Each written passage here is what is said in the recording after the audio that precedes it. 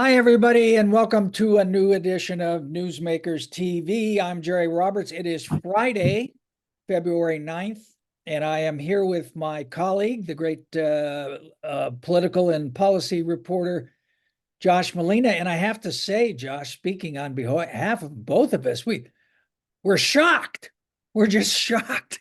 We were scheduled this morning to have on Supervisor Williams as part of our ongoing series of interviews with candidates in advance of the March 5th election. We've had on Roy Lee, we've had on Frank Troise, we've had on Joan Hartman. Williams wrote last night around 9 o'clock, 8 o'clock to say, no, he wasn't coming. Now, this was the second time he'd canceled. He'd also agreed to come on earlier in January. He canceled that because he had a quote unquote family matter. This time he not only has a very weird excuse, but also says he's not coming at all. So Josh, before we get into it, I should probably read his email. He says, Jerry, I have a lot of respect for what you did at the news press. However, you do not appear to be able to be objective when it comes to my work in office. And you have made it clear that to your audience that you disdain everything about me. I can't pretend that this show engages in balanced journalism, which I deeply believe in, and think that deep down you do too. I will be doing an energy efficient water heater inspection and trying to help someone who is losing their home find a new place to live during our scheduled time tomorrow. But I do not pretend it is merely a scheduling snafu. I don't believe that appearing on the program is in service of the public good. I apologize for any convenience. Josh, what is your reaction? I don't understand why he's afraid to come on the show. He's not a rookie. He's been in office 21 years. And the one good thing that everyone agrees that he's good at is political strategy. And it's great political strategy to talk to journalists and to do it in a way where you answer their questions and you have a platform to share your views when you're running for re-election. And to avoid the media is sort of like 101 for what not to do when you're a politician or a candidate. I don't understand why he would not want to come on the show. I don't think he looks very good when he's a big, he's been around, he knows what he's doing, right? It isn't as though he's a novice candidate and has some concerns about how the media is. And I have to say, and going back, just thinking about your history and my history is like, and this is a little bit personal, but you're a hero. You're a journalism hero. You're regarded as a journalism hero locally and nationally. You're a Santa Barbara Independent local hero, and you're responsible for so many other journalists who consider you, a bastion of journalism ethics. And so that alone is just kind of disrespectful, and to sort of paint you as being biased. So what? Let's say you are biased. Come on the show and spar with you. Mix it up. Like that's what it's all about. Like you're an elected official. And I'm here, and half the people out there think I've been too soft on Doss over the years, and some people think I've been too hard on him lately, but this is politics, and it's just what it's all about. And I don't understand why he can't come on the show and just talk and answer questions. Well, yeah. And it's also our job as journalists Yeah. to be watchdogs. I mean, this is the public's money that he is dealing with. And I mean, what do you think of this? I mean, you covered him on his first years at the city council until the whole morning paper meltdown in 2006. But since then, when he's been, he tried and failed to run for supervisor. He's been in Sacramento, and he's been on the Board of Supervisors for 2 terms. He hasn't had any sustained day-to-day beat coverage that a beat reporter would provide to ask questions, to be skeptical, and so on. I mean, do you think he's just soft? I don't know the answer to that. You know, in 2006, there was the meltdown. And so everything changed. And I left town. And then he, I guess, got elected, I guess, to the assembly sometime after that. But, you know, the assembly is one of those positions where, I mean, how often are we writing about Greg Hart? How often were we writing about Steve Bennett beforehand? It's like locally, you don't really cover your local legislature unless it's You got to be up there you got to be up there, right? And so that kind of went away. And now that he's on the supervisors, it goes back to that whole journalism thing, is that we don't have the fund. There's no single entity organization that has the funding to bring all the best journalists in town under one umbrella and go out there and cover this in a daily sustained way. So what happens is you have the elected officials have a new reporter every year, couple years, there's that turnover, and no one ever develops that sense of history on a candidate. And so, yes, I think it's true that there isn't that kind of a focus on him. But I mean, he should be ready for it. I mean, and plus, we all know each other, right? I mean, he knows Nick. I know him well. He knows you. You know him. It should be something where you relish the opportunity. You know, you never miss an opportunity to be on television, you know, to share your message. And it's sort of perplexing. I mean, I think he's getting bad advice. I think that the DOS I know, the DOS I used to know, was much more organic in his moves. And I think whatever version of DOS we're getting these days is it's a different version, and it's more mechanical and technical and strategic and robotic, and that's kind of what we're seeing, and that just doesn't make sense. I think there's some bad advice going on, because he should come on and just talk. It'd be a great conversation. Well, and the other thing, I mean, this thing about, oh, you're not objective. Well, wait a minute. I think I'm more objective than he is about himself. I don't know. It just look, I'm not going to pretend that I haven't been tough on the guy on the show, and been critical of him in large part because of that stupid cannabis ordinance that he foisted on everybody after cooking it up in the back room with his special interest pals, his lobbyist friends. But that said, come out and defend it. You know, okay, am I wrong?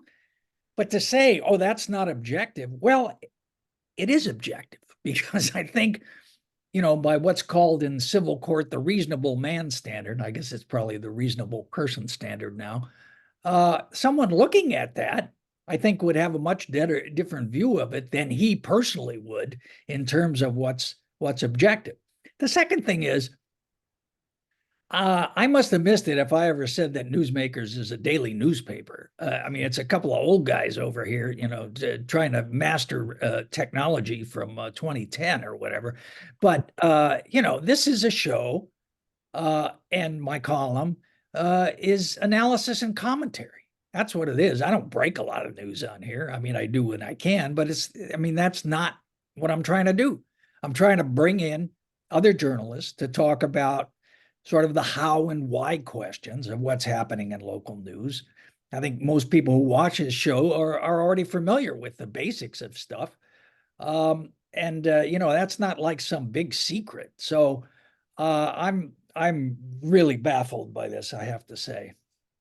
Well, Doss is Doss is best when he doesn't overthink things. And I think in this context, someone is telling him not to go on your show. And that's wrong, because that may work for someone else, but it doesn't work for Doss. Like, Doss is like, if you're going to give him one redeeming quality, it's his ability to just be honest, be himself, just like talk, right? And get through to the real person, whoever that is. When he goes strategy, when he goes technical, when he goes politics, he loses it, all of that appeal to him. And that's all that he is right now. He's just very strategic. And let's be real, he's going up against a much weaker candidate than 4 years ago. There's really no loss for coming on the show to talk about cannabis or housing. Well, I think the loss is to the voters. Ask. It's to the voters of the first district. I mean, correct me if I'm wrong, but there are no face-to-face forums with Roy Lee, the Carp City Council member who's challenging him, right? I mean, there's no opportunity for large numbers of people like our vast global audience to see these candidates. So I think it is a loss. I think it is a loss for voters. Yeah. But well, yeah, you're true. That's true. The forum by the League of Women Voters, which was scheduled, was there was rain that day, and I don't think it's going to be rescheduled. And I don't see either candidate demanding that it should be rescheduled. Which, if we're talking honestly and fairly, why not? Like, why wouldn't you want a platform so that the voters can see this? And the ballots went out this week. So many people vote this first week. They've already made up their minds. It's very unfortunate, the lack of attention. And I question the line about the commitment to the press, because, Helene Schneider, she was a advocate for you and the newspaper during the meltdown. in the union, She was at the rallies. She supported caps. the union. She's in the movie. I don't recall, and I don't recall Doss being Kathy was there. Public champion of the press for you. So to suggest that, he was there for you then and not now, I don't know if that's true. Yes, Kathy Murillo was a big supporter And the late David Pritchard was out there. Yes. I mean, and it took some courage to do that for them, because they knew at the time they were going to get their face ripped off by the editorial page at the news press. So yes, Helene, Kathy, David, Lois Capps was out there. Yeah, I don't know. He was MIA. I didn't see it. All right, well, let's leave it. I just want to say one thing. Is I'm sure Doss is going to watch this, and if he doesn't, I'm sure. Oh, no, he doesn't watch his show. Others close to him are going to watch it. But I mean, I would just say, and this is objective, is like, stop overthinking it.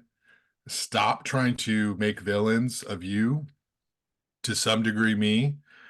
Stop looking at the glass half full or half empty, and be the optimist that you say you are, and come on the show and just jump into it, and don't be afraid, and have fun, right? Be natural. Just come on the show and be the Doss that you say you are. And just talk about politics on the issues and do it for the voters, right? And if Jerry is coming at you with hard questions, if I'm coming at you with hard questions, then give it right back to us. Like, that's the debate. There's nothing to be afraid of. And it just feels like it's just kind of him overthinking things. And the best thing he can do is just let your guard down and just be a normal guy. Well, all you have to do is look at Gavin Newsom. Look at the governor. I mean, the governor goes on Sean Hannity. I mean, talk about a hostile environment. He's smiling, he's laughing, he's substantive, and he's representing his position. Bernie Sanders is on there. Pete Buttigieg. And then, I mean, look, all the libs have come on our show, have come on this show. I mean, Salud comes on, Monique comes on, Greg comes on, the city council members come on. So it's a real head scratch. I mean, I don't want to get too in the weeds on this, but you had a one of your Talking to the Camera podcasts recently, and pointed out, that the three elements of the campaign are money, organization, and message. And Doss, of course, for almost a quarter century, maybe more, has been a master of organization and of money. Maybe he doesn't have a message. What is his message for a third term? More of the same? Mm-hmm. Mm-hmm. Is that, maybe that's it. All right, let's talk about something else. I know you published your piece on Roy Lee this week. You sat down with Roy. What was your takeaway? So I went to Uncle Chen restaurant in Carpinteria and interviewed him, and he's much different in person than he is on the show when we did the podcast. He has, I mean, he's sort of the anti-DOS to some degree because he looks you in the eye the whole time, eye contact. He's not on his phone, and he gives you sort of that space and attention in a one-on-one conversation, and he comes across very authentically. He's a proud family guy. He at least the way he portrays himself is, he's an immigrant from Taiwan. Family worked hard, and they grew up in the restaurant business, and then they had the opportunity to buy Uncle Chen, and now they are still a family-run business. And then he wanted to run for Carp Council, and he did it. And then he wanted to run for supervisor because he said that people were unhappy with DOS. So he comes across like a very straightforward kind of guy, very simple. But as we know, this is a popularity contest. Serving is very different than campaigning. And so Roy Lee's humongous weakness is campaigning.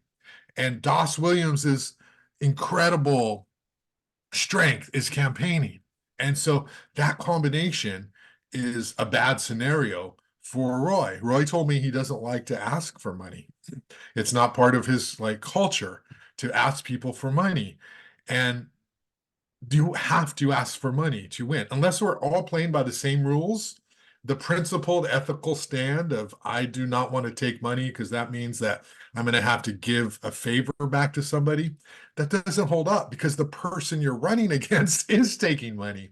And advertising runs our world. And at the end of the day, the more mailers people get, the more door hangers, the more text messages, the more digital media, the more phone banking calls that people get for a candidate are just points of contact with a voter. And on election day, or whenever they decide to mail in their ballot, they're just remembering, just like when we're at the store, what product appealed to them. And Right. so that's what they choose. And so it's very frustrating, these candidates who run and think they're going to run on the issues alone. Janelle Osborne in the 3rd district's another one.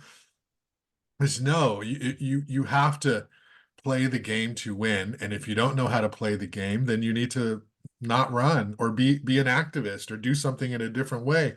And so I think it's unfortunate. It's unfortunate Roy did not start a lot earlier. It's unfortunate that he's not raising money. That being said, I've heard, Jerry, and I know you've heard this, Roy Lee's raised a lot of money this week. He got a So little boost, yeah. Well, I think one of the things in your piece that was interesting was the comments from Joyce Dudley, the former district, very popular former district attorney who was always the #1 vote getter in the county, who's very much for Roy, and kind of had some things to say about DOS as well. I was kind of struck because Roy doesn't have a whole lot of endorsements on his website. And so I asked him, who's supporting you? Because less important, but to some degree, endorsements matter. People want to know who else supports you. And former district attorney Joyce Dudley is a big Roy Lee fan. And part of it is she's not a fan of Doss Williams. And I think the combination of the two, she had said that Roy had personally delivered meals when her husband had cancer from Uncle Chen. And so she developed that relationship that this was an honorable person who was personally doing this. But she became sour on Doss Williams from his time on the Board of Supervisors. And her quotes were to the effect of, Doss is in it for himself and not the constituents, that he's self-interested and he's more cares about his future politics than currently appealing to those who are the constituents of the moment. And she believes Roy would be different. And that's a really powerful statement. I know Joyce Dudley is not the district attorney anymore, but you and I both hear, Nick Welsh hears, Ryan P. Cruz hears, we are all part of the same journalism fraternity. People say things about Supervisor Williams and the things that we know, but they won't go on the record and say them. And Because he has a well-earned reputation for retribution. yes, that's exactly what they say.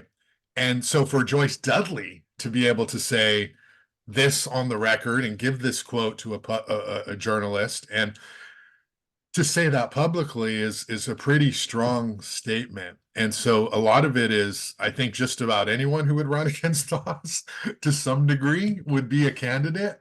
But she actually has a personal relationship with Roy, and she likes him.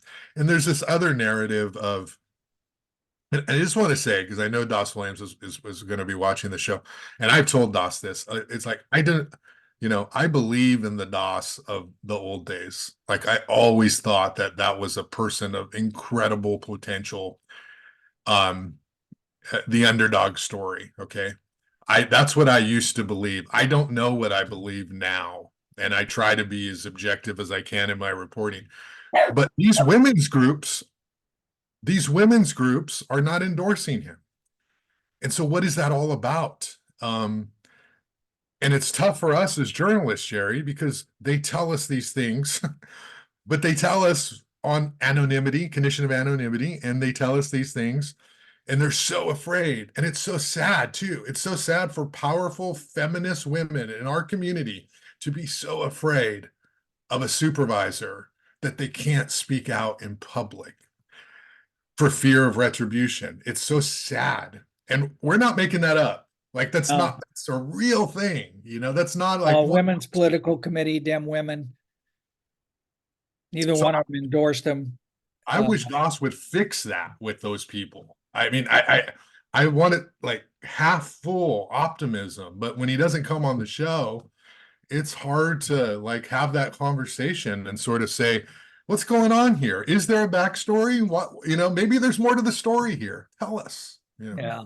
Well, I got to say, one feminist who is on very much on the record about him is Gwyn Lurie over at the Montecito Journal, who took a real roundhouse right to him in their current edition of the print edition, which should be online 3 or 4 weeks from now. Who knows? That stupid website of theirs. But anyway, I mean, she had some very strong language, and it was to the point you were making, which is it's about him. It's not about the constituents. And she really contrasted him with Salute, who of course was the supervisor for that district for a long time, and before that was the aide to Naomi Schwartz, who represented that area, and how accessible and available and willing to listen they were, as opposed to someone who's really only wants to talk to people that agree with him.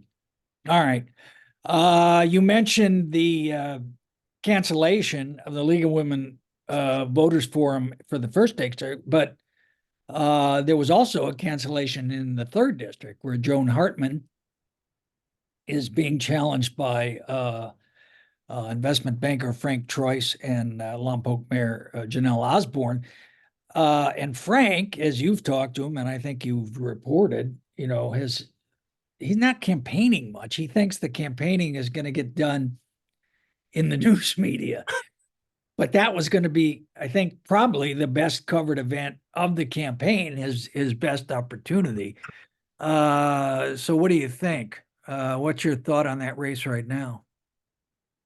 Well, Frank Troise is this enigma because we talked to him. It isn't as though he doesn't, we've interviewed far worse candidates, okay, who like understand the political game. He seems to be somebody who would understand how to run for office, but he's not raising any money. And his whole strategy was free press from, your show, my show, news articles. He's counting on the Republican Party to do an independent expenditure. And he has a campaign debt, at least from the latest filings. So, the big thing that has happened with Frank is that, your good friend, Mike Stoker, Jerry Roberts, put out a really big email blast. And he basically said that he's very unhappy with Frank Troise. He can't believe that after decades of trying to swing the Board of Supervisors after redistricting and moving 10,000 votes out of the third district and moving them into the second district, and now conservatives having more of a chance of winning this district, and being the swing vote of power, and the best candidate from Stoker's perspective is Frank Troise, and so he's been mortified to the point where he's even suggesting that maybe he's a plant. And so I'm going to That read Frank is a plant that Frank is a plant for the for the Hartman. Dems? Yeah, so I'm going to read from an email that was widely circulated and sent to Newshawk, but also just sent to pretty much a whole bunch of people in town, and then it got forwarded everywhere. This is Stoker. In my 40 years in politics, I have never seen anything like this. I have never seen someone pull off such a political con job. It is as though he was nothing more than a Hartman plant from the very beginning. If he was, and I wouldn't rule it out, thank goodness Mayor Osborne had the good sense to get in the race. So, Did Frank have any comment on that, or did you? well, Frank has this weird part of his website where he's like got the top rumors about Frank Troise, and he lists that as one of them. Of course, he says he's not a plant for Joan Hartman. Frank believes he needs to do minimal work to get through to the March primary simply because he's a Republican. But what the Dem insiders say is this is technically a nonpartisan race. So when voters go to vote, they don't see an R. They don't see a Republican there. They just see investment banker, which is kind of a blah sort of title. It's hard to get excited about. Yeah, let's go root for those investment bankers. We need more of those, So that doesn't look good at all. And he just thinks he's going to skate in, and then it's going to be he and Joan, and then he's going to turn it on, and we're going to have all this money spent. But again, it's naivete. It's political naivete. You don't start in 2024 if you want to win in 2024. You really, especially in this seat, need to start in 2022. Turn it up in 23. In 2024, you're even with all that work you did, you're hoping you can pull it off. It's political arrogance. I don't know. I'm not saying he's an arrogant man, but it's political arrogance. Oh, I think he would agree. He's pretty arrogant. He's got a good sense of humor on himself, at least. Yeah, I mean, I'm baffled by that, but I have to say I'm more confused by what Mayor Osborne is doing in the race. She's raised what, $100 or something, and what? And Lompoc went into the district and IV went out. That's essentially what the change was, right? So Yes. I guess she thought because she's got a base there, I don't know. What do you think she's doing? Well, there are some theories I've heard. Well, not people have told me is that Joan was sort of uncertain or unclear about whether she was going to run again, and the thinking was that she wasn't, and that Janelle Osborne would be the anointed one to run as a Dem candidate because in the past they've been friendly with her and helped her win the Lompoc mayor race, even though Janelle is I think a no party preference. She's more liberal than not. And then Joan ran, and Janelle's like, what? And so Janelle and Janelle didn't get like a heads up or anything. And so Janelle decided she was still going to run anyway.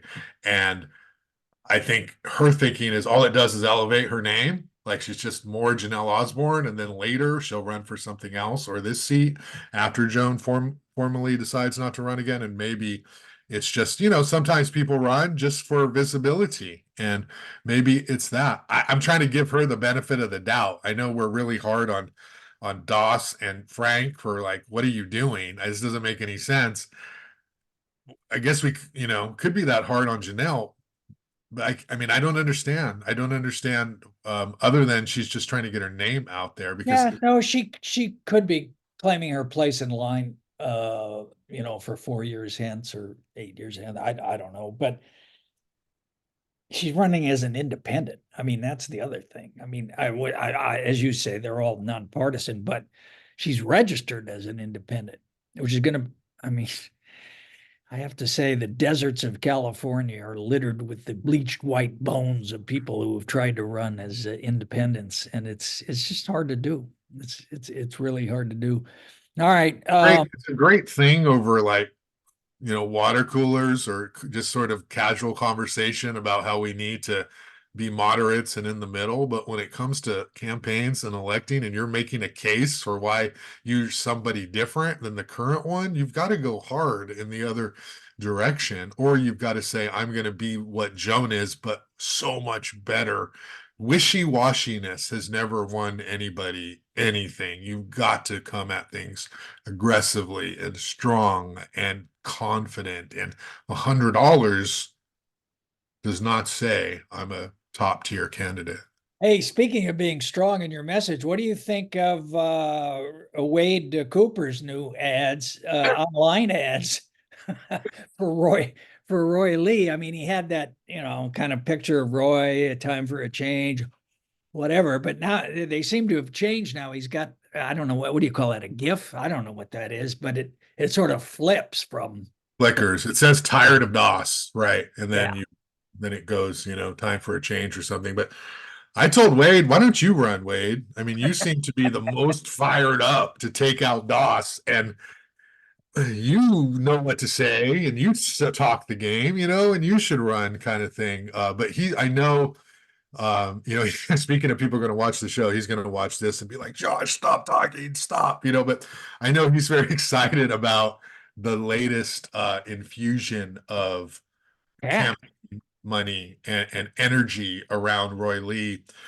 You have to start early, but there's nothing wrong with starting late if you're Roy Lee. And so you have to do whatever you can. And I think people are finally giving him some money, or I think I've heard once people found out Roy was running against DOS that they wanted to give him money. But that just goes to the whole thing of you have to get your name out there earlier so people understand. People don't care about politics until the last minute.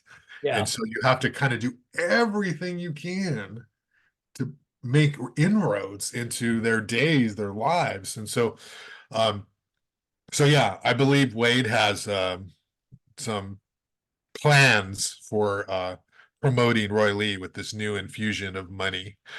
Yeah, the late Merv Field, the great founder of the California poll and sort of the grandfather of political polling in the United States per se, used to he would say, look, when you have a kind of an unpopular incumbent, voters go to undecided first, and then when they'll take a look at the challenger, and then they'll take a second look at the incumbent, and that tends to break for the challenger a lot of times, but it sure would be a sprint at this point. Not much of a marathon left. I mean, we're coming up in the election. All right, last Let thing. me ask you a question, Jerry. Now, What do you think the independent's going to do? I fortunately have no inside information about any of that. Whatever the independent will do, whatever Marianne Partridge decides they're going to do, because they have a process. The candidates come in, Marianne and Nick and Callie and Ryan and the other reporters, Gene, will sit down and talk to them all, and everybody gets to, sort of express their view, and then Marianne decides. And I don't know, she took a lot of heat for endorsing Das over Laura 4 years ago. And particularly by the time the endorsement came out, it read like she was endorsing the other guy. I mean, Yeah. most of the endorsement was an attack on Das. It was this very, very strange editorial. This Yeah. guy's a complete bum, and therefore we stand fully behind him. I mean, it was just, it was kind of weird. But I don't know. I have no idea what they'll do. I would imagine they'll either go no endorsement or be for Das reluctantly once again. Why we're reluctantly for Das chapter 365. I don't know. We'll have to see how that one goes. Yeah, I want to ask you real quick about one more thing that people in the city are going to be confronted with on their ballots. And that is Measure A, the city of Santa Barbara. What's that all about? This is one of those things that no one's going to understand when they go to vote, and so it's probably not going to pass. But I've written on it, as I understand it, is that the city charter says that for public construction contracts, the city has to accept the lowest bidder, and this is under the idea that it saves the lowest responsible bidder, and it saves the taxpayers money. But what the city wants to do, and it says that other cities around the state are moving to in other counties, is the most qualified, responsive bidder, even if it's not the lowest bidder. Because what has happened with contracts is that the lowest bid will come in, responsible, and they'll accept it. But then these change orders come, and then the cost of the project just keeps going up and up and up, and they end up paying more than maybe the company that was the second in line or third in line, and they were giving a more sort of honest representation. So it's lowered the floor. So now all these companies are coming in with like the super low, and then the cities are having to approve additional expenditures to cover the costs. With the big thing that the city points to in the past is the library renovation project, because this project around the library near the museum has been ongoing, and it's one of the ones that says that the costs keep escalating because of additional add-ons, change orders by the contractors. And so I think that's something. And then looking ahead, that new police station is we're going to be That's the $110 biggest million project, or something. So biggest project in a long time. And yeah, I mean, I think you're right that people will be a little confused by it because it doesn't really explain very well what it is. It just says, here's this charter language and we want to change it to this.